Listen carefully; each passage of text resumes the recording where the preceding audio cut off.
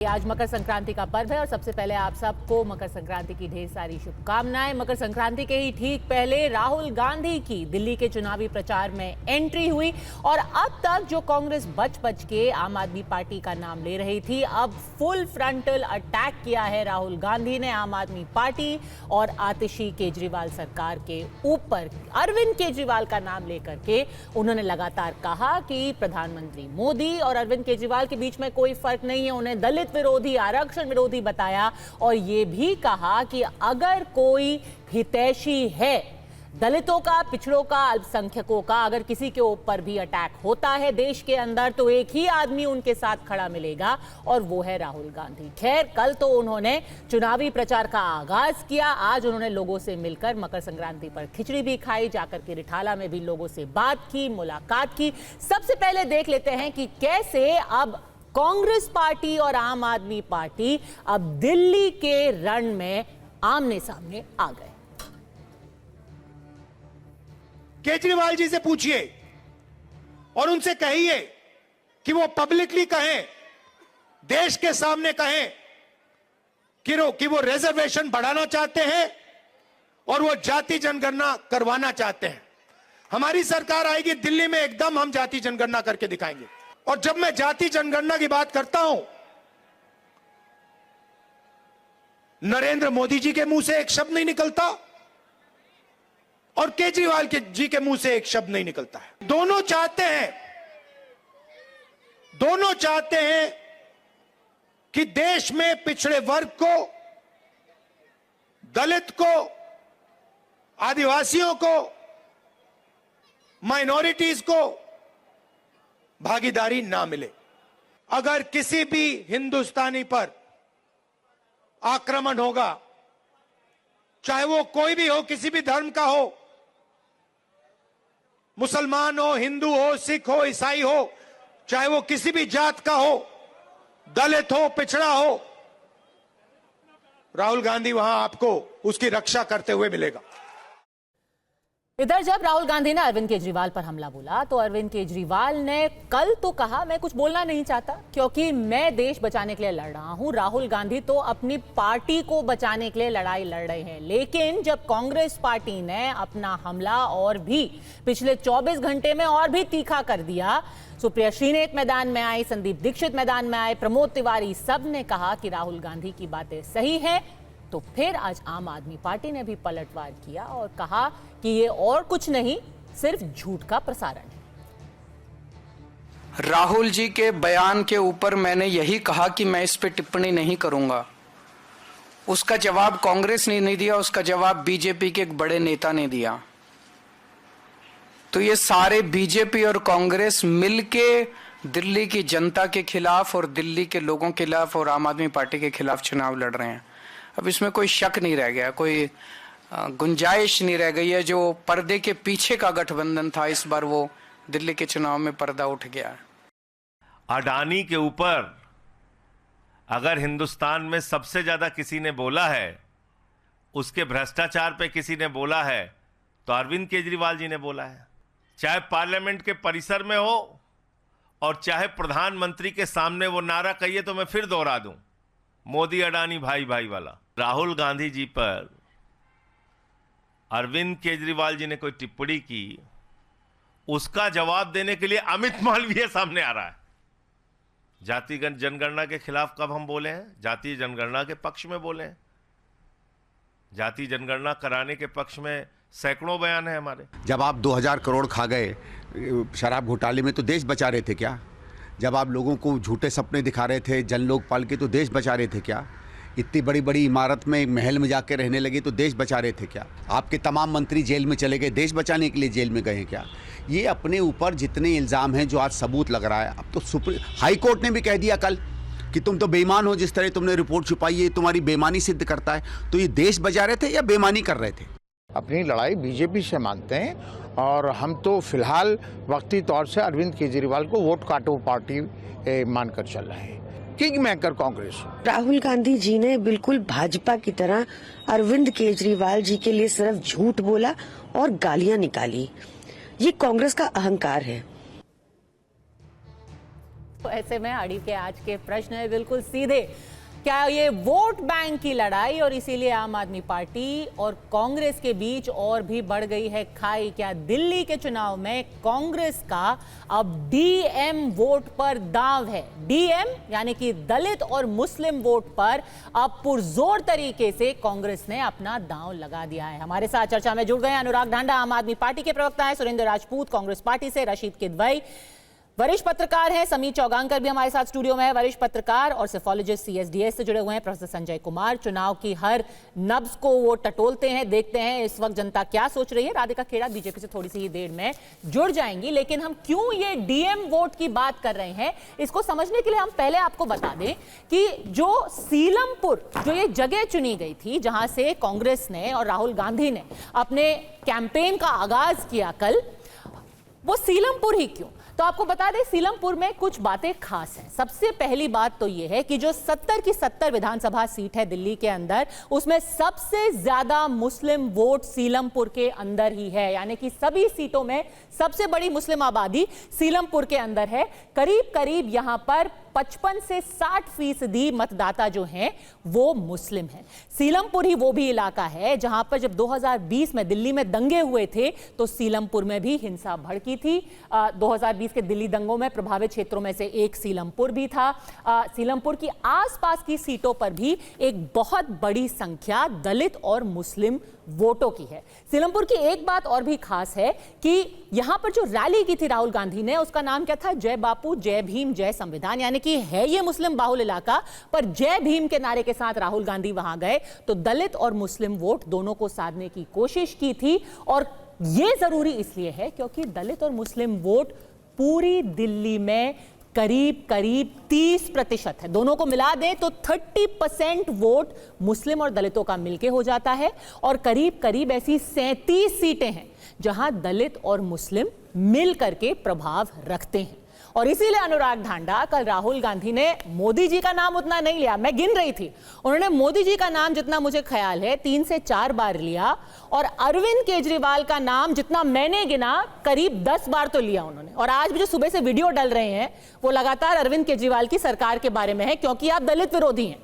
मैं नहीं कह रही, राहुल गांधी ने कहा।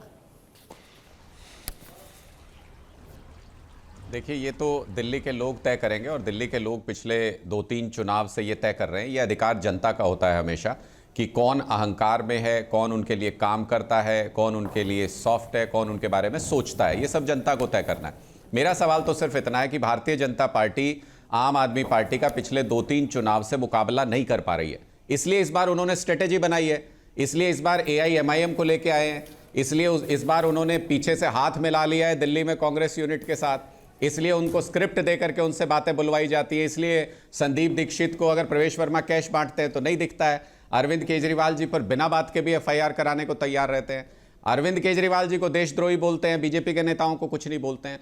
तो मुझे लगता है कि ये स्क्रिप्ट तो भारतीय जनता पार्टी की है। भारतीय जनता पार्टी की मदद करने के लिए कौन कौन प्रॉक्सी पार्टनर बने इस चुनाव में वो नजर आएगा।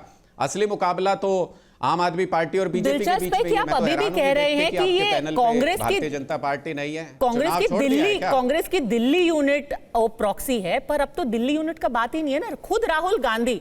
और अगर आप आज टीवी पे राहुल गांधी को बीजेपी की बी टीम बोल देंगे तब तो मतलब आप इतने टाइम से पत्रकार रहे, राहुल गांधी बीजेपी की बी टीम तो नहीं हो सकते। कोई भी आप बी टीम बुला ले मैं मान जाऊंगी, आपने AIMIM को बोला, आपने RLD को बोला, आपने BSP को, अब आप राहुल गांधी को बी टीम बोलेंगे ऐसे तो नहीं, ये बात हजम नहीं होगी। मैं बता देता हूं, देखिए 3-4 एक्सपर्ट आपके यहां बैठे हैं, काफी सीनियर जर्नलिस्ट बैठे हैं। पहली बात तो उनसे ये पूछ लीजिएगा कि राजनीति में कुछ भी असंभव तो नहीं होता है। तो अगर केजरीवाल दोनों को परेशान कर रहे हैं, अगर केजरीवाल दोनों के लिए मुसीबत हैं, तो उनको हटाने के लिए दोनों पीछे से हाथ जोड़ सकते हैं। दूसरी बात, मैं तो उसी दिन समझ गया था कि स्क्रिप्ट सेम है, ये पूरा एक सोची समझी रणनीति है। राधिका खेड़ा जी यहां नजर नहीं है, बीजेपी का कोई प्रवक्ता आपके पैनल पे नहीं है, कांग्रेस के आरोपों पे हम डिबेट कर रहे हैं, तो ये पूरी बीजेपी की स्क्रिप्ट हुई ना।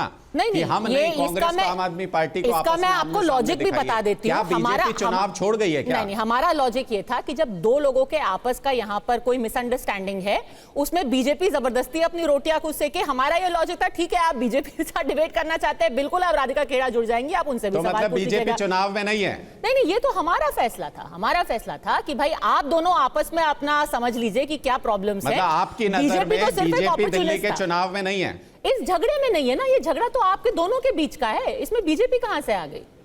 ये तो आम आदमी पार्टी बोल रही है कांग्रेस के बारे में, लेकिन vice चुनाव versa। पे ही हो रहा है ना ये। चलिए आप ये राधिका आरोप खेड़ा से प्रत्यारोप पूछिएगा। चुनाव पे ही चल रहा है ना। ठीक है, राधिका खेड़ा से आप पूछेगा, पर सुरेंद्र राजपूत ये बताइए, इम्पॉसिबल इज नथिंग, क्या अब राहुल गांधी जी भी बीजेपी की स्क्रिप्ट पढ़ रहे हैं सीलमपुर में खड़े होके बापू और संविधान के नाम पे?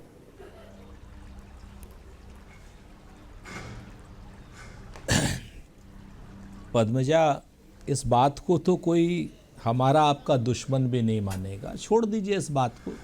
आप पार्टी के लोग परेशान हैं, इन्हें बिलो द बेल्ट वार नहीं करना चाहिए। कहते हैं ना कि झूठ के आगे पीछे दरिया चलता है, सच बोला तो प्यासा मारा जाएगा। जो राहुल गांधी जिसके जन्म से लेकर के आज तक सांप्रदायिक ताकतों के खिलाफ लड़ रहे हों, जो राहुल गांधी का जीवन का उद्देश्य ही सांप्रदायिकता को ख़त्म करना हो, जहर को ख़त्म करना हो, मोहब्बत की दुकान चलाना हो, उस पर आप जैसे निरपेक्ष पत्रकार ने भी कहा कि बाकी सब मान लीजिए, राहुल गांधी जी को आप नहीं मानेगी, तो अब इसके बाद इससे ज़्यादा जवाब देने की आवश्यकता नहीं। इन्होंने तो AMIM के साथ में TV9 भारतवर्ष को भी जोड़ दिया। आज की डेट में आप लोग भी इनके खिलाफ हो। आप बात समझ, इन्होंने कहा कि साहब ये जो राधिका खेड़ा नहीं है, ये इसलिए नहीं है कि क्या नाम ये सब लोग मिले हुए हैं जी। इस तरीके की भाषा जरूरी नहीं है। हम विपक्ष में हैं डांडा साहब, हम आपके ऊपर आरोप लगाएंगे क्योंकि सरकार आपके पास है, सत्ता आपके पास है, 11 साल से दिल्ली की सरकार आपके पास है। तो आपसे नहीं पूछेंगे कि पेरिस बनाने की बात करी थी आपने, तो हम किससे पूछेंगे? पेरिस में जाके पूछेंगे। अगर हम यमुना का पानी साफ नहीं हुआ है तो केजरीवाल जी की कसम, हम नहीं आपको याद नहीं दिलाएंगे तो किसको याद दिलाएंगे? आप हमें बताओ। आपसे अगर हम सवाल आपसे पूछते हैं तो हम सांप्रदायिक हो गए। ये क्या, ये अजीब किस्म का मजाक है आपका। इस तरीके से जो आरोप लगा करके, और रही बात उल्टी सीधी बातें करने की, तो मैं याद दिला देता हूं आपको, झूठे लोग आप हो। मैं कहना नहीं चाहता इतिहास में इस तरीके का झूठ, जिस तरीके का शीला दीक्षित जी को आपने बेइज्जत किया, जिस तरीके की गाली गलौज शीला दीक्षित जी के साथ की, मैन हैंडलिंग शीला दीक्षित जी के साथ करी, जिस तरीके का आप लोगों ने झूठा प्रचार शीला दीक्षित जी के खिलाफ किया, सब लोग याद रखते हैं। लेकिन हमने तो उसके बाद भी भूल करके, जैसा राहुल गांधी जी ने कहा कि अगर कोई आकी किसी को परेशान करेगा तो राहुल गांधी उनके साथ खड़ा होगा। अरविंद केजरीवाल को जैसे ही जेल भेजा गया, सबसे पहले अरविंद केजरीवाल के घर कोई गए थे तो संदीप दीक्षित गए थे। ऑन रिकॉर्ड है ये बात, मैं आपसे ऑन रिकॉर्ड कह रहा हूं कि अरविंद केजरीवाल और संजय सिंह के घर अगर सबसे पहले कोई गए थे जब ये लोग जेल गए थे तो संदीप दीक्षित गए थे। उस अरविंद केजरीवाल के खिलाफ क्या नाम, जहां पर ये शीला दीक्षित जी के लिए क्या क्या नहीं किया उन्होंने, संदीप दीक्षित वहां गए थे। इस चीज को चेक करिए डांडा साहब एक बार, कहने से पहले, आरोप लगाने से पहले इस तरीके से मत गिरिए। इस तरीके से अगर आप गिरेंगे तो आपको भगवान भी माफ नहीं करेगा, दिल्ली की जनता तो कतई माफ नहीं करेगी। अनुराग धांडा और दलित भी नहीं अरविंद केजरीवाल जिस दिन गए, उसके बाद जब रैली हुई थी, सुन लीजिए, उसके बाद भी सुन लीजिए, उसके बाद जब अरविंद केजरीवाल की गिरफ्तारी के खिलाफ रैली हुई तो बीमार सोनिया गांधी रैली में थी और केजरीवाल जी की पत्नी का ढांढस बंधा रही थी। अगर आप ये बात भी गलत साबित करें तो मैं राजनीति छोड़ दूंगा। ये गांधी परिवार है, इसके ऊपर अगर आप भाजपा से मिलने का आरोप लगाएंगे तो निश्चित तौर पर आप पाप के भागी बनेंगे, श्राप के भागी बनेंगे, नरक के भागी बनेंगे। बताइए अनुराग, कम से कम इस तरीके की भाषा का उपयोग गांधी परिवार और कांग्रेस के लिए मत कीजिए आप, जो आपके परिवार के आपातकाल के समय में खड़ा हुआ था, पूरी पार्टी के साथ खड़ा हुआ था। बताइए सोनिया गांधी की क्या गलती है? बताइए जल्दी से, अरविंद केजरीवाल जी की स्पष्टीकरण दे दीजिए, नहीं तो पाप का श्राप लग सकता है। जेल गए, क्या ये गलत है? अनुराग धांडा, सांस तो ले लीजिए। बी टीम कह दिया सांस आपने, लेंगे तभी तो बताऊंगा। थोड़ा सांस ले लीजिए, थोड़ा सांस ले लीजिए, अभी बताता हूं किस तरह से। मैं सिर्फ ये कह रहा हूं कि फिर देशद्रोही किसको कह रहे थे? जिसके घर ढांढस बंधाने गए थे, जिसका साथ दिया था, उसी की पीठ में छुरा घोंप रहे हैं क्या आज? दगा करना तो पुरानी आदत है। साथ ही साथ मैं ये सवाल भी पूछना चाहता हूं आपसे कि आज जिस तरीके से स्क्रिप्टेड तरीके से आपके नेता नई दिल्ली के अंदर, आप बताइए, संदीप दीक्षित जी को नजर नहीं आया कि प्रवेश वर्मा कैश बांट रहे हैं? एफआईआर करने का मन नहीं किया उनका। अरविंद केजरीवाल जी पे ही एफआईआर करनी है। अभी जब मेयर का चुनाव हुआ एमसीडी के अंदर, तो उसमें कांग्रेस पार्टी की भूमिका क्या थी? बीजेपी के खिलाफ वोट किया था या पीठ पीछे उसकी मदद करने के लिए एब्सटेन कर गए थे वोटिंग से? क्या भूमिका थी आपसी? बीजेपी के खिलाफ वोट करने में क्या दिक्कत थी दिल्ली के अंदर? दरअसल इनकी नूरा कुश्ती पुरानी है कांग्रेस और भारतीय जनता पार्टी की। अरविंद केजरीवाल जी उस सिस्टम को चैलेंज कर रहे हैं, और जब वो सिस्टम को चैलेंज करते हैं तो ये दोनों एक हो जाते हैं दिल्ली के अंदर। ये इनकी पुरानी रवायत है। आज भारतीय जनता पार्टी इनके कैंडिडेट्स को स्पॉन्सर कर रही है, इनको स्क्रिप्ट लिख के दे रही है, इनसे आरोप लगवा रही है, इधर एफआईआर करानी है। अब अजय माकन जी को कहते हैं राइट मुड़ो तो राइट मुड़ जाते हैं, बीजेपी कहती है तो। संदीप दीक्षित को कहते हैं संदीप दीक्षित लेफ्ट मुड़ो तो बीजेपी के कहने पे लेफ्ट मुड़ जाते हैं। तो ये तो बीजेपी की स्क्रिप्ट है, ये तो सिर्फ मोहरा है जो उसमें इस्तेमाल हो रहे हैं। अगर सीरियस ही चुनाव लड़ रहे थे तो कहां थे राहुल गांधी जी इतने दिनों से? ये तो दिल्ली के लोगों को देखना है कि कब कौन क्या रोल प्ले करने के लिए आता है, और मुझे पूरी उम्मीद है कि दिल्ली के लोग बहुत समझदार हैं। कांग्रेस के कौन से कैंडिडेट बीजेपी से पैसे ले रहे हैं? कि कौन वोट काटने के लिए कहां पर आया? कांग्रेस से कौन से कैंडिडेट बीजेपी से पैसे ले रहे हैं? आप कह रहे हैं वो फंडिंग जारी है। वो तो हमने सभी के नाम सहित ये बता दिया कि किस किस को खड़ा किया गया है चुनाव के अंदर, किसको स्पॉन्सर किया जा रहा है, किससे आरोप लगवाए जा रहे हैं, किसके साथ सेटिंग है, वो सारी चीजें प्रेस कॉन्फ्रेंस करके आम आदमी पार्टी बता चुकी है। दिल्ली के लोगों के सामने सारा मुद्दा उनको देखना है। फिर मैं बाकी सबको चर्चा में लाना चाहती हूँ। सुरेंद्र राजपूत जी, कल अरविंद केजरीवाल ने बहुत सधी हुई बात की थी। राहुल गांधी जी ने 5-6 अलग अलग उनके ऊपर इल्जाम लगाए। उन्होंने एक ट्वीट करके कहा कि वो अपनी पार्टी बचा रहे हैं, मैं देश बचा रहा हूं, मैं कोई टिप्पणी नहीं करूंगा, पर आप फिर भी उन पर अटैक करते रहे। उनका भी ढांढस आज टूट गया। उन्होंने कहा ठीक है भाई, मैं बोलना तो नहीं चाहता था, पर आप देख लीजिए कि ये कांग्रेस की असलियत क्या है। आप उनका पेशेंस टेस्ट क्यों कर रहे हैं? देखिए, फिर से मैं कहता हूं, पद्मजा, आप लोगों को कम से कम आप सारी सम्यक बातें कीजिए ना। हम आपसे कतई नहीं। देखिए, पार्टी चुनाव लड़ने का सबका हक है, और जब आप चुनाव लड़ते हैं तो आप सत्ताधारी पार्टी के खिलाफ लड़ते हैं, आप विपक्ष के खिलाफ थोड़ी लड़ते हैं। अगर हम दिल्ली में, केंद्र में, हम भारतीय जनता पार्टी कानून व्यवस्था के खिलाफ, क्या हम अरविंद केजरीवाल के ऊपर आरोप लगाते हैं? नहीं लगाते हैं ना। मैं आपको बताऊं, हम लोग अमित शाह के ऊपर आरोप लगाते हैं, लेकिन जमुना का पानी अगर साफ नहीं हुआ, क्या नाम नदी नाले वहां पर इस तरीके से बजबजा रहे हैं, 30 क्या नाम नाले डायरेक्ट जमुना जी में गिर रहे हैं, तो हम किससे पूछेंगे? क्या ऊपर वाले से पूछने जाएंगे? अरविंद केजरीवाल जी से ही पूछा जाएगा ना। उसको वो आरोप क्यों मानते हैं? एक बात बताइए। और मैं आपसे फिर से कहूं, जब शीला दीक्षित जी की सरकार थी तो अरविंद केजरीवाल क्या बीजेपी के ऊपर आरोप लगाते थे? लगाते थे? वो तो बताइए। जिसकी सत्ता होगी उसके खिलाफ चुनाव लड़ेंगे। अगर आप चुनाव को आप ये कह दीजिए कि हम स्क्रिप्टेड फार्म भर रहे हैं, तो ये आपकी ना तो हैसियत है। आप जान लीजिए, कांग्रेस पार्टी को पहले समझिए आप।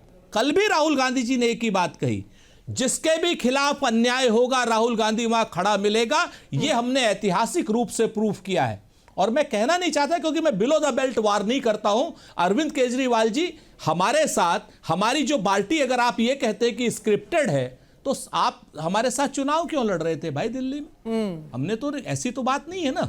आप बात समझिए। गुजरात में आप हमारे खिलाफ चुनाव लड़े, हमने तो नहीं कहा कि आप बीजेपी की बी टीम है। हमने तो बिल्कुल नहीं कहा ना आपको। आपने लड़ा, नुकसान किसी का हुआ, क्योंकि सबको चुनाव लड़ने का हक है। और जो भी चुनाव लड़ेगा सत्ताधारी दल के खिलाफ लड़ेगा। या तो आप कह दीजिए अरविंद केजरीवाल आज से मर लेना, क्या नाम, दिल्ली की मुख्यमंत्री नहीं है, एक्सीडेंटल है, ठीक है, आप कह दीजिए। और आप कह दीजिए कि ये शीश महल आपने नहीं बनवाया, किसी और ने। आप सुन लीजिए, ना ना नहीं, ये किसी के ऊपर आरोप लगा करके छोड़ नहीं देना चाहिए जी। मैं आपको फिर से कहता हूं, आप चुनाव, आपके ही खिलाफ चुनाव लड़ेंगे हम, और आगे भी चुनाव लड़ेंगे। संस्कार आपको दिखाने हैं, क्योंकि 11 साल से सत्ता आपके पास है। और जो बदतमीजियां आपने शीला दीक्षित जी के खिलाफ करी थी, याद रखिएगा मेरे भाई, हम 1% भी नहीं करेंगे उसकी। याद रख लीजिएगा आप लोग, जो बदतमीजियां मैं दोबारा से इस्तेमाल कर रहा हूं, उसको 1% भी नहीं। और क्या यह सच नहीं है? फिर से मैं पूछता हूं कि जब अरविंद केजरीवाल गिरफ्तार हुए थे तो कौन सबसे पहले पहुंचा था? इस आदमी को आप गद्दार कह रहे हैं, भाजपा का पैसा लेने वाला कह रहे हैं। क्या भाजपा ने भेजा था उस संदीप दीक्षित को? ठीक है, देशद्रोही कह रहे हैं। क्या नाम, दिल्ली के रामलीला ग्राउंड पर जी क्या रामलीला ग्राउंड पर भी रुकिए, उस पर भी आ जाऊंगा। क्या मैं तो कहता हूं अजय माकन को कहिए आप राहुल गांधी और गांधी परिवार को कहते हैं, आपको शर्म नहीं आती? रहे थे बीजेपी की स्क्रिप्ट पढ़ रहे हैं। अरे आप उल्टी सीधी बातें करते हैं, आप बेशरम लोग हो। मुझे कहने में मैं अरविंद जी को कुछ नहीं कहना चाहता, लेकिन आप लोग बेशरम लोग गए।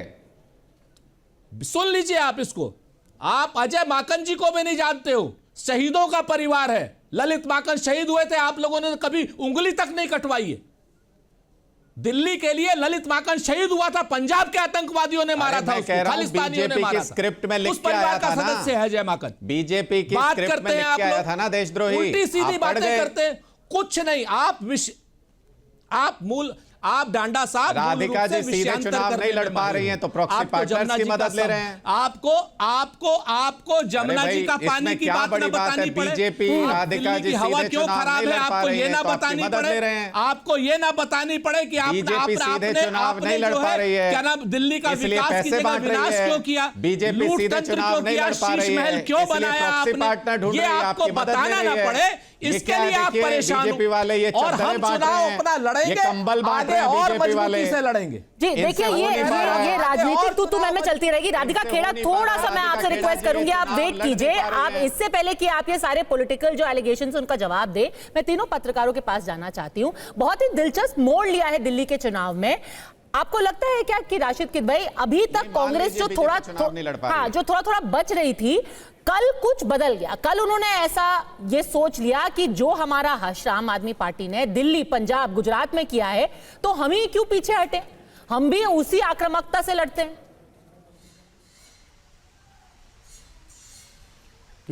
आप पद्मजा देखिए, अरबी की एक कहावत है कि me and my brother against my cousin, me and my cousin against a stranger. तो ये एक फार्मूला होता है, इसके लिए चुनाव लड़ा जाता है। और चुनाव में कांग्रेस जो है अपने दमखम का मुजाहरा कर रही है ताकि उसको, उसके जो मतदाता हैं उसको एक उसकी ताकत का सबको देश में एहसास हो, क्योंकि दिल्ली की राजनीति का पूरे देश के ऊपर असर पड़ेगा। दरअसल अरविंद केजरीवाल अगर तीसरी बार दिल्ली में चुनाव जीत जाते हैं तो उनकी वो महत्वाकांक्षा, और महत्वाकांक्षा हर नेता का हक होता है, और वो उसका वे एक राहुल गांधी के अपने आप को एक अलग तरीके से ऑल्टरनेटिव के रूप में प्रस्तुत करेंगे। और 29 के चुनाव होते होते आप देखिएगा, अभी लगता है कि बहुत मैं जल्दबाजी में ये बात कह रहा हूं, वो एक प्रधानमंत्री पद के एक उम्मीदवार हो जाएंगे। संजय कुमार जी यहाँ बैठे, उनसे पूछिए, कई बार ऐसे सर्वे में भी ऐसा आता है कि जब प्रधानमंत्री पद की बात होती है उम्मीदवार की, तो उसमें राहुल गांधी के बाद ममता बनर्जी या MK स्टालिन या अखिलेश यादव के बजाय अरविंद केजरीवाल की जो रेटिंग है या ग्राफ है वो ज़्यादा बढ़ा हुआ नजर आता है। इसलिए यहाँ के ऊपर बड़ा रोचक चुनाव हो रहा है। लेकिन एक बड़ी कांग्रेस की और आम आदमी पार्टी की दुविधा है। अगर पद्मजा एक सिर्फ कयास में हम कहें कि 30-30 सीटें दोनों दलों की आती है, भाजपा और आम आदमी पार्टी की, और 10 सीटें कांग्रेस की आती है, तो कांग्रेस किसको समर्थन करेगी? बिल्कुल 13 में भी जब अरविंद केजरीवाल को बहुमत नहीं मिला था तो कांग्रेस ने ही अरविंद केजरीवाल को पहली बार मुख्यमंत्री बनाया।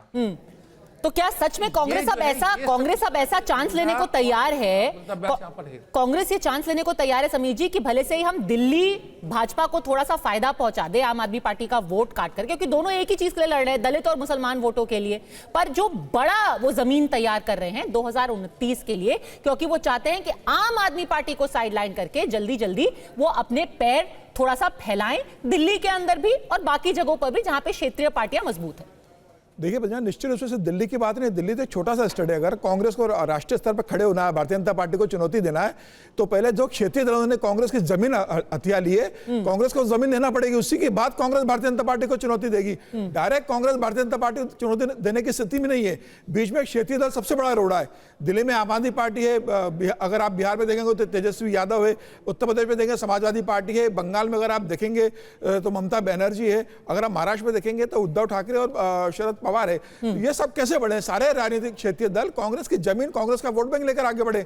2 विधानसभा चुनाव से कांग्रेस दिल्ली में खाता नहीं खोल पा रही है, और आज कांग्रेस की स्थिति है कि 99 सीटों पर पहुंच गई है आज लोकसभा में। तो कांग्रेस को 2029 में अगर राहुल गांधी को प्रधानमंत्री के रूप में प्रोजेक्ट करना है या प्रधानमंत्री मोदी के सामने चुनौती के रूप में पेश करना है, तो आने वाले जितने विधानसभा चुनाव होंगे वहां कांग्रेस को अपनी अच्छी उपस्थिति दर्ज करानी पड़ेगी। अब यह कह देना, अनुराग डांगा कह रहे हैं कि कांग्रेस भारतीय जनता पार्टी की बी टीम है, तो गुजरात के अंदर क्या आम आदमी पार्टी का, भारतीय जनता पार्टी की बी टीम थी क्या, जिसने कांग्रेस को इस बुरी हार के लिए, जिसके लिए जिम्मेदार रही आम आदमी पार्टी कि कांग्रेस 17 सीटों पर आ गई और आम आदमी पार्टी ने गुजरात में रहा? क्या हरियाणा में बी टीम बन गई थी आम आदमी पार्टी? कोई भी राजनीतिक दल अपना विस्तार चाहता है, और कांग्रेस तो राष्ट्रीय पार्टी है।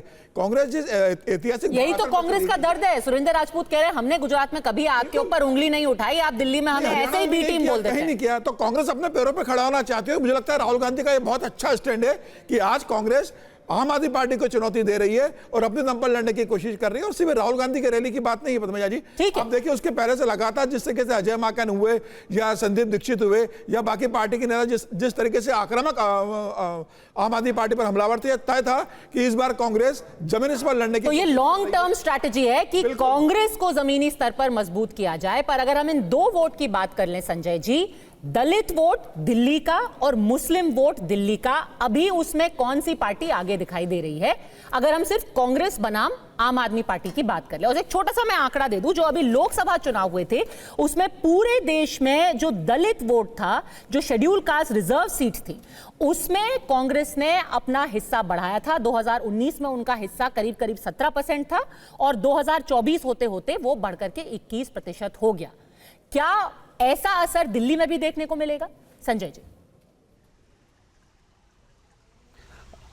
पद्मजा जी, आपने राष्ट्रीय चुनाव के आंकड़े पेश किए।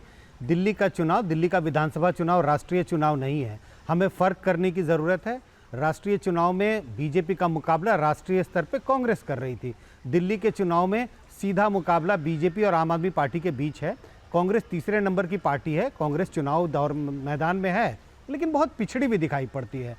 तो जो 2 समुदायों की आप बात कर रहे हैं, मुस्लिम मतदाताओं की बात करें, दलित मतदाताओं की बात करें, इनकी पहली पसंद 2020 के विधानसभा चुनाव, 2015 के विधानसभा चुनाव में भी आम आदमी पार्टी थी, और आज की जो स्थिति बनी हुई है दिल्ली के विधानसभा चुनाव में, आज भी मुस्लिम मतदाताओं और दलित मतदाताओं के बीच पहली पसंद आम आदमी पार्टी है। कांग्रेस को छिट-फुट कर, जैसे कहते हैं खुदरा वोट, मुस्लिम वोट और दलित वोट भले ही उनके पक्ष में चला जाए, लेकिन आम आदमी की पकड़ मुस्लिम और दलित वोटरों के बीच में अभी भी बनी हुई है। बहुत बहुत जरूरी स्टैटिस्टिक है ये। राधिका खेड़ा, अब आप बताइए, सबका हमने एनालिसिस सुन लिया है, पर नंबर 1 शिकायत आम आदमी पार्टी को अभी भी आपसे ही है। भले से ही राहुल गांधी ने सारा अटैक किया, उनकी नंबर 1 शिकायत यह है कि कल आपने सीलमपुर में जाकर के उनको एक पर्चा थमा दिया, उन्होंने आम आदमी पार्टी के खिलाफ पढ़ दिया। सभी को मकर संक्रांति की बहुत बहुत शुभकामनाएं।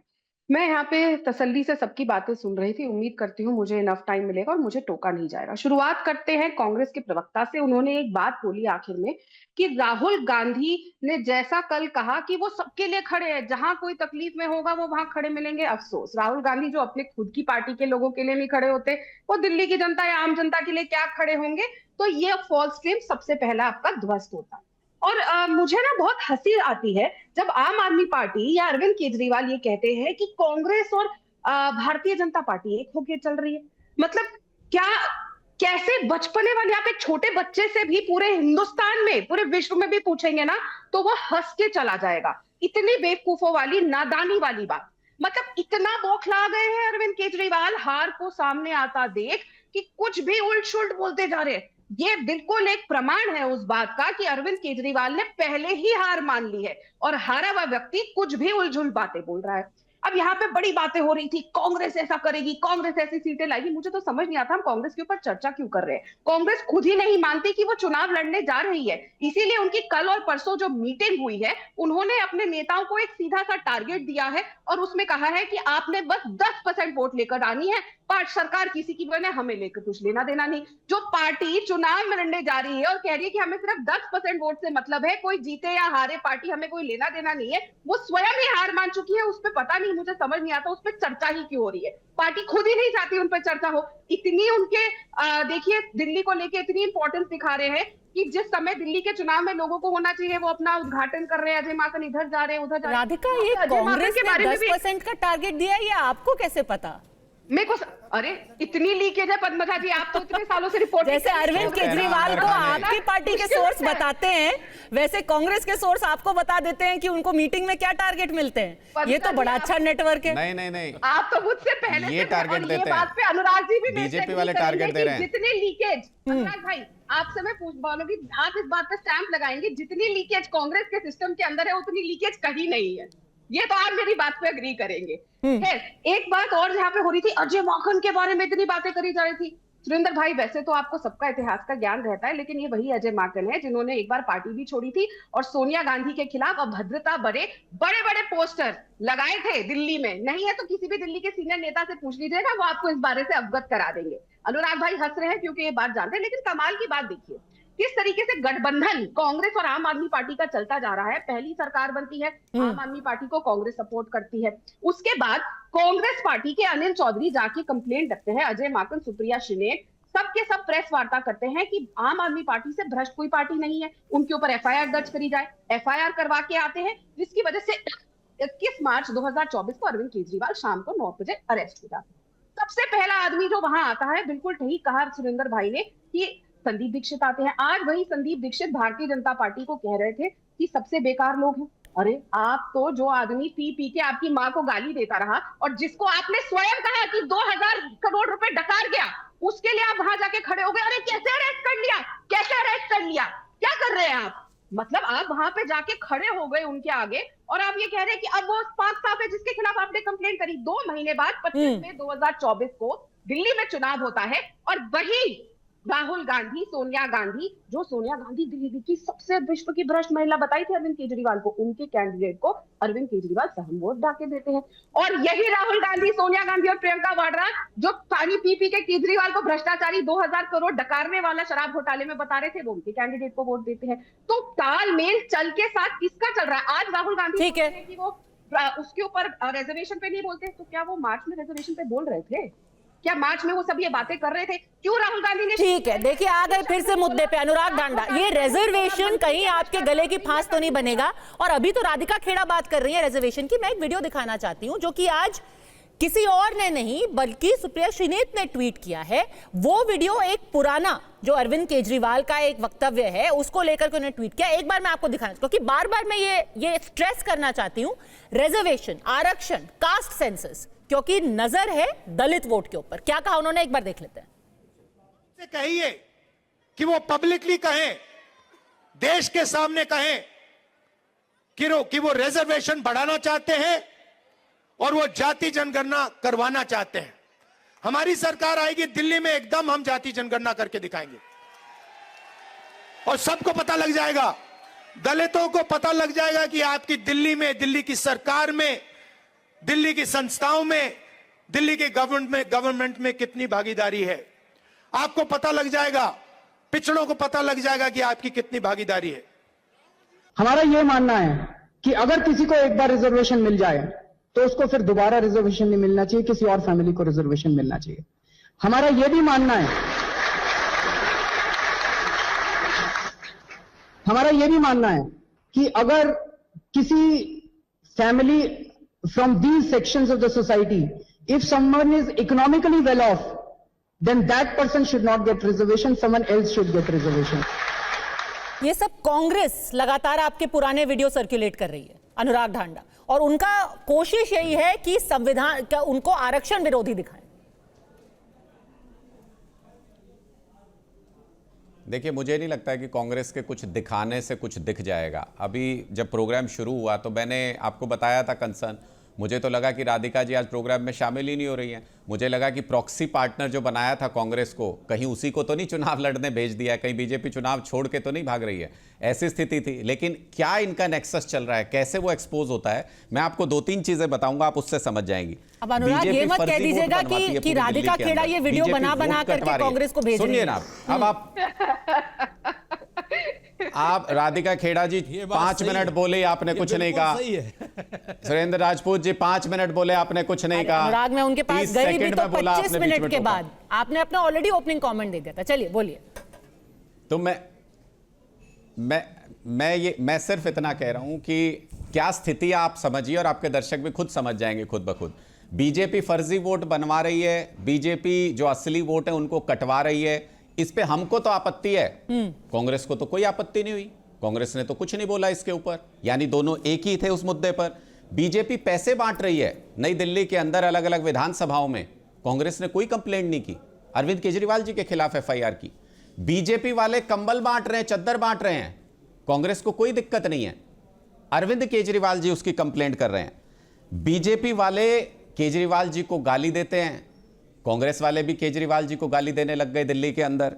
मेयर का चुनाव हुआ दिल्ली एमसीडी में, तो इन्होंने उस चुनाव को छोड़ दिया कांग्रेस ने कि बीजेपी वर्सेस आम आदमी पार्टी हो, बीजेपी को कैसे फायदा पहुंचाया जा सके।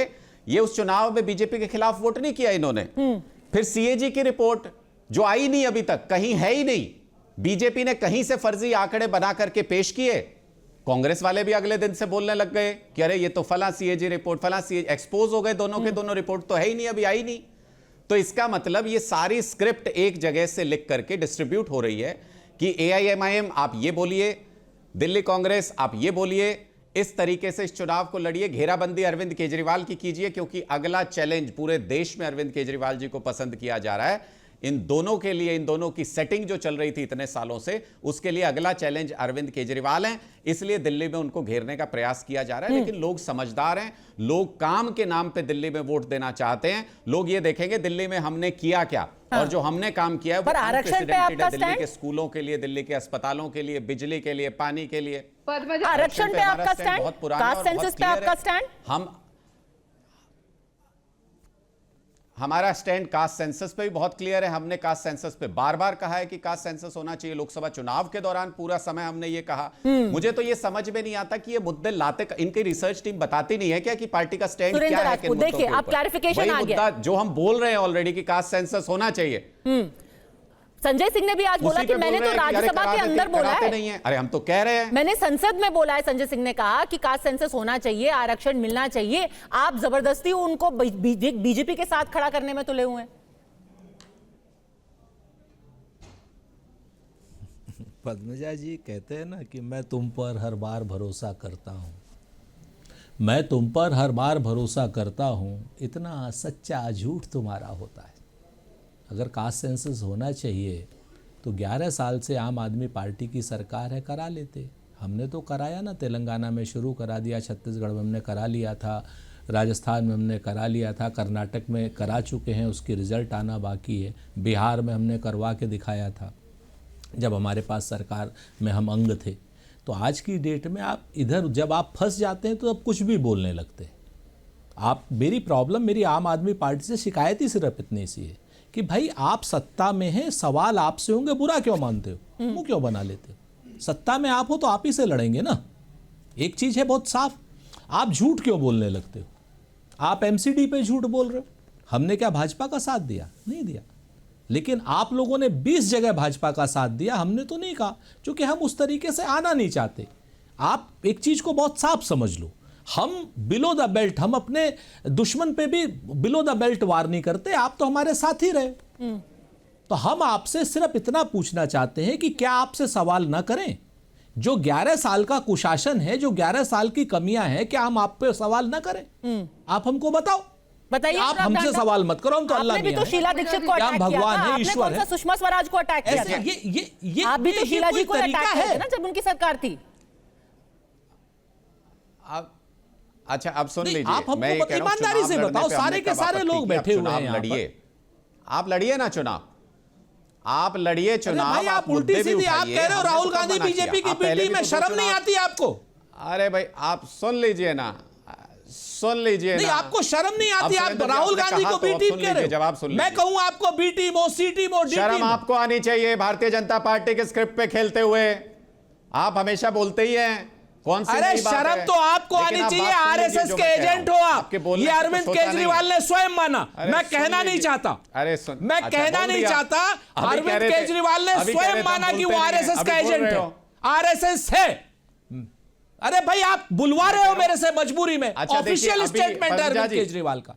पद्मजा जी, अरविंद केजरीवाल का ऑफिशियल स्टेटमेंट है कि उसका पूरा परिवार आरएसएस का। क्या बात करते हैं आप? अब तो कांग्रेस ने जो वीडियो लगाया उसमें संघीवाल बोल दिया।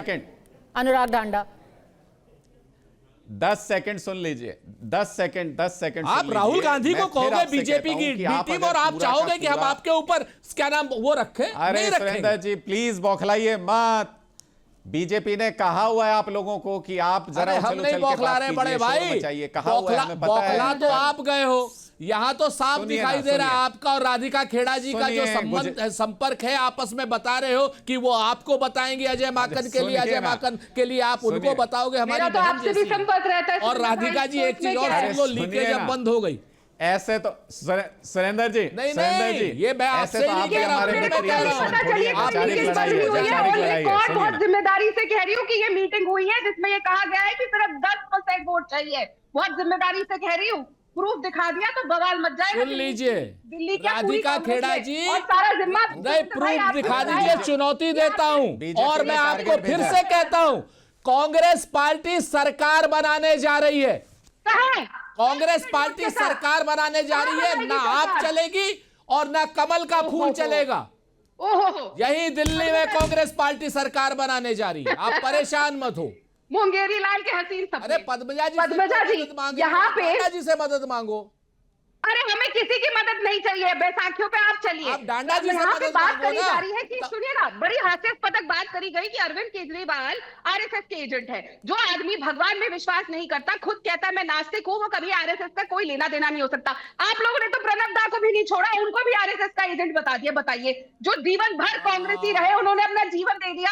आप लोगों की तो आदत है लोगों पे उंगलियां पद्मजा जी, मैं ऑन रिकॉर्ड कहता हूं, अब ये देखिए बिल्कुल क्लियर हो गया कि भारतीय जनता पार्टी अरविंद केजरीवाल को बचाने के लिए आ गई। भारतीय जनता पार्टी आ गई बचाने के लिए अरविंद केजरीवाल को।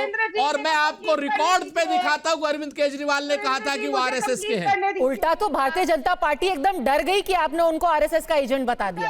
वो जल्दी से दूरी बनाना चाहते हैं कि कहीं आप उनको आरएसएस का, उनका शाखा का फोटो ही ना दिखा दें। चलिए बात पूरी कीजिए राधिका खेड़ा, वो तब तक अपने फोन से निकाल रहे हैं उनका स्टेटमेंट। फिर अनुराग ढांडा अपनी बात पूरी कीजिए, फिर अनुराग ढांडा। हाँ ठीक, पद्मजा जी यहाँ पे अनुराग भाई बात कर रहे थे। अनुराग जी एक सेकंड, अनुराग जी बात कर रहे थे कि उन्होंने दिल्ली के लिए क्या क्या किया। देखिए ये सारी इश्यूज क्यों आ रहे हैं और ये चर्चाएं इधर उधर की बातें इसलिए हो रही है क्योंकि दिल्ली की जनता अरविंद केजरीवाल से सवाल पूछ रही है। आपने 500 स्कूल दिल्ली में देने का वादा किया, 63 भी बने नहीं। जो आप कहते हैं कि दिल्ली में हमने इतने क्लासरूम दिए, वो रिपोर्ट के सामने आया है कि बाथरूम को आप क्लासरूम गिन रहे हैं। आपने मुफ्त पानी देने का वादा किया, आज भी दिल्ली में गंदा पानी आता है, एमसीडी वाटर पीने लायक नहीं है और लोगों को पानी खरीदना पड़ रहा है। आपने हॉस्पिटल बनाने का वादा किया, मुद्दे पे रहता जो एक हॉस्पिटल बन रहा था वो भी अब खंडर बन के रह गया है क्योंकि उसमें काम नहीं हो रहा। तो आप लोगों के सवाल तो पूछे जाएंगे ना, और आप भागेंगे तो आप चिल्लाएंगे चोर चोर चोर। असलियत यह है कि आप लोगों का कांग्रेस के साथ गठबंधन था, है और आगे भी रहेगा। नहीं, आप बार बार गठबंधन की बात करेंगे और मैं फिर से देख रही हूं कि पिछले 24 घंटे में कांग्रेस का हैंडल से जो जो वीडियो आए हैं अनुराग ढांडा, उसमें सिर्फ और सिर्फ अरविंद केजरीवाल। तो एक जो स्ट्रैटेजी है वो उन्होंने चेंज की है। उनको लगा है कि अब जबकि सत्ता में अरविंद केजरीवाल है, मतलब आतिशी मुख्यमंत्री हैं बट चेहरा वो है मुख्यमंत्री का, तो अब डायरेक्ट अटैक उन्हीं के ऊपर किया जाएगा। और इसमें तो कोई षड्यंत्र क्यों देखा जाए, यही तो है राजनीति। मतलब 75-80 साल राजनीति करने के बाद कांग्रेस पार्टी को अब समझ में आया है कि सत्ता में जो होता है उसके खिलाफ बोलना होता है। वाह, कमाल की बात है। चुनाव से 15 दिन पहले मैं तो संदेह इसलिए होता है हमारे मन में तो कि अरविंद केजरीवाल जी राहुल गांधी जी के किसी वक्तव्य पे जवाब देते हैं। ट्वीट किया अरविंद केजरीवाल जी ने, जवाब देने पता है कौन आया बचाव करने के लिए? अमित मालवीय जी उसका जवाब देते हैं। राहुल गांधी जी जवाब नहीं देते हैं, अमित मालवीय जी जवाब दे रहे हैं अरविंद केजरीवाल जी के ट्वीट पे। तो संदेह तो होना लाजमी है। दिल्ली के लोग क्या ये देख नहीं रहे हैं कि जब कैश बंटता है तो कांग्रेस क्यों नहीं कंप्लेंट करती है बीजेपी के कैंडिडेट की? अब तो तीनों चुनाव में है ना, मान लीजिए 3 लोग चुनाव लड़ रहे हैं, तो अगर ऑपोजिट कैंडिडेट अगर कैश बांटेगा तो कंप्लेंट करना चाहिए, पर वो कंप्लेंट नहीं करते। आपने इसका जिक्र बार बार किया। मैं आपको एक और ट्वीट दिखाती हूँ, कंप्लेंट नहीं होती। अनलेस आप ये कहेंगे कि सारे जितने ट्वीट, सारे जितने बाइट, सारे जितने वक्तव्य शुद्ध कांग्रेस की तरफ से आ रहे हैं, यानी कि कांग्रेस के प्रवक्ता, कांग्रेस की आईटी सेल, कांग्रेस के जो यहाँ पे कैंडिडेट्स हैं। सुप्रिया श्रीनेत ने एक आतिशी की पुरानी ट्वीट शेयर की है जो शायद 2014 की है, साल 2014 की है, 4 अप्रैल 2014 की। फिर से वो आपसे यही पूछ रहे हैं अनुराग कि क्या यही आपका स्टैंड है? उन्होंने साथ में क्या लिखा है कि ये देखिए मुख्यमंत्री का स्टैंड 2014। अब क्या सुप्रिया श्रीनेत को ये बीजेपी ने भेजा है ट्वीट? ये तो उनकी स्ट्रैटेजी है ना। अब ऑब्वियसली आपको नजर नहीं आ रहा है कि पिछले 5 दिन में 10 दिन में कांग्रेस एकदम से एक्टिव कैसे हो गई? ये सब प्रिंट आउट, ये सब मुद्दे कहां से आ रहे हैं, ये सब स्क्रिप्टेड चीजें कहां से आ रही हैं? पहले तो नहीं दिखते थे। तो इसका मतलब अब बीजेपी को समझ में आ गया कि अकेले अरविंद केजरीवाल का मुकाबला दिल्ली के अंदर आप नहीं कर सकते हो। और ये जो अभी कह रही थी राधिका जी कि हमने ये नहीं किया, दिल्ली में ये नहीं किया, राधिका जी ध्यान रखिए, प्रधानमंत्री मोदी जी भी तारीफ करके गए हमारे कामों की, अपनी रैली में बोल के गए हैं कि जो भी योजनाएं चल रही हैं अगर हम आ गए तो बंद नहीं करेंगे। तो उसका क्या मतलब हुआ? इसका मतलब हमारी योजनाएं अच्छी हैं। ठीक है, एक सेकंड में जल्दी से राशिद किदवई, समीर चौगानकर और संजय जी से पूछा। राशिद साहब सच में बताइए, उनको भी कॉपी करनी क्या पड़ती ये है। सच में कोई बैकरूम डीलिंग हुई है बीजेपी कांग्रेस के बीच में कि आम आदमी पार्टी को रोकना है? क्योंकि अनुराग ढांडा बार बार यही कह रहे हैं कि ये हुआ है, पिछले 5 दिन में जो एक्टिव हुई है कांग्रेस, इसके पीछे बीजेपी है। पद्मजा देखिए, ये तो सब चुनाव में जो ये गर्मी होती है, जोश होती है, अति उत्साह होता है, उसमें तमाम ये सारी बातें कही जाती है। मैं बार बार एक प्रश्न करता हूं और फिर मैं कांग्रेस और आम आदमी पार्टी दोनों प्रवक्ताओं से ये बात पूछूंगा कि क्या अगर दिल्ली में किसी एक दल को बहुमत नहीं मिलता है तो कांग्रेस की जो भी संख्या हो 5, 7, 8, 9, 10, क्या वो आम आदमी के मुकाबले में भाजपा को चुनेगी? बता दीजिए सुरेंद्र राजपूत जी। पार्टी कांग्रेस का समर्थन नहीं लेगी सरकार बनाने के लिए? आप आज जितना बोल रहे हैं आम आदमी पार्टी को, कल को अगर आपके 10 विधायक बनते हैं, इनके 25 बन जाते हैं, आप किसको सपोर्ट देंगे? रशीद भाई, 2 बातें हैं। काल्पनिक बातों का जवाब नहीं दिया जाता। जब बुआ के मूंछ होगी तभी तो उसको चाचा कहिएगा ना। आप तो बहुत सीनियर सहाफी हैं। जब बुआ के मूंछ होगी तब उसको चाचा कहेंगे। दूसरा, हम 13 में हो चुका है, नहीं चुनाव लड़ रहे हैं, हम सरकार बनाने के लिए चुनाव लड़ रहे हैं। जब पुरानी चीजों से सबक कहीं ना कहीं तो हम लेंगे ना रशीद भाई। आप भी लेते हैं, हम भी लेंगे। या तो आप कह दीजिए कि हम लोग सबक न लें।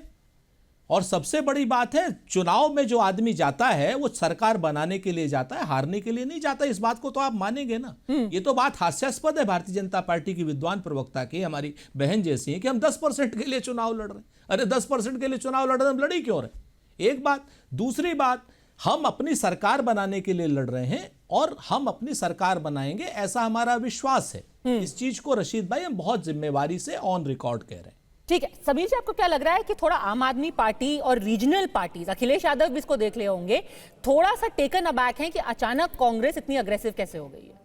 देखिए, कांग्रेस के पास कोई ऑप्शन नहीं ना। कांग्रेस तो अपना वोट बैंक लेगी। अगर दिल्ली में कांग्रेस को खड़े होना है, उसका वोट बैंक कौन लेके गया है? कांग्रेस का जो 40% वोट बैंक था 4% पर आ गया। पूरा का पूरा वोट बैंक अरविंद केजरीवाल लेके चले गए। भारतीय जनता पार्टी का तो वोट बैंक अपना है ना 36% का, वो तो कम नहीं हो रहा है। तो कांग्रेस को तभी खड़ी हो पाएगी जब वो आम आदमी पार्टी से अपना वोट बैंक लेगी। तो राहुल गांधी और कांग्रेस को आम आदमी पार्टी पर ही हमला करना पड़ेगा। जब वो आम आदमी पार्टी पर हमला करेंगे तभी उनका वोट बैंक आने वाला है। वो भारतीय जनता पार्टी पर अटैक करेंगे तो थोड़ी भारतीय जनता पार्टी का वोट बैंक उनके पास जाने वाला है। ये कांग्रेस जानती है इस बात को कि उनको आम आदमी पार्टी पर ही हमला करना पड़ेगा, जो उनका वोट बैंक लेकर चले गए। और जब तक वो आम आदमी पार्टी से अपना वोट बैंक नहीं लेंगे, यह सरकार बनाने की नहीं, अपना वोट बैंक वापस लेने की लड़ाई कांग्रेस लड़ रही है।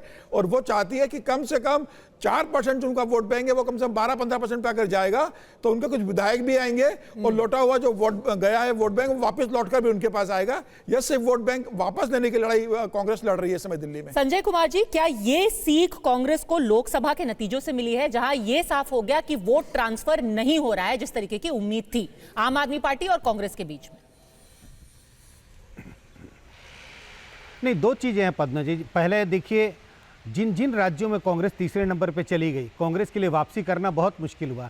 तमिलनाडु हो, आंध्रा हो, बिहार हो, बंगाल हो, उड़ीसा हो, यूपी हो, ऐसे तमाम राज्य हैं। तो कांग्रेस को लगता है दिल्ली में वो तीसरे नंबर पे चली गई है, ये एक मौका है कि भले ही वो तीसरे नंबर पे रह जाए लेकिन कम से कम अपनी गंवाई हुई वोट को तो वापस खींच सके। दूसरी बात, जहां जहां कांग्रेस अब पिछले 10 साल के दौर में तीसरे चौथे नंबर पे जा रही है या दूसरे नंबर पे जा रही है, उन सब जगह पर आम आदमी पार्टी ने इनके वोट बैंक में सेंधमारी की है। चाहे वो दिल्ली हो, पंजाब हो, गोवा हो, गुजरात हो, कुछ हद तक छोटे छोटे राज्यों में और हुआ।